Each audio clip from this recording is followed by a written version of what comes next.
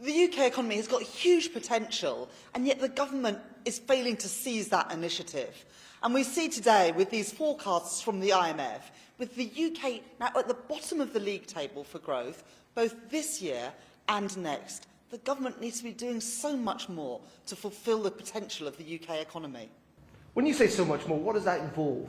Many say if you want to spur growth, it should involve tax cuts. There's a whole number of things that the government could be doing. Labour's Green Prosperity Plan is about working in partnership with business to see some of the opportunities and the jobs of the future. That some country is going to be a global leader in those industries. It can be Britain, but only with a government that partners with business. Do you trust what the IMF's saying now? I mean, literally they've got things wrong in the past. I look at the FT saying essentially the IMF shows a poor track record of forecasting recessions. Reuters, IMF's economic crystal ball is cracked. Bloomberg, economic forecasting is really difficult. Just ask the IMF. They've got this wrong lots in the past. Why would we trust their predictions today? Well, if we don't want to look at the predictions, let's look at the facts of what's happened in terms of UK growth. The average growth for the UK economy has been just two-thirds under the Conservatives that it was under the last Labour government. And the UK is now the only major economy to be smaller today than it was before the COVID pandemic hit.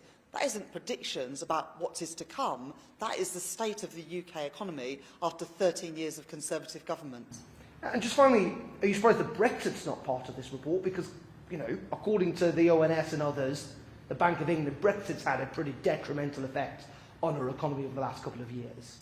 Well, the Office for Budget Responsibility and the Bank of England have been clear that the deal that the government secured with the European Union is holding us back as a country.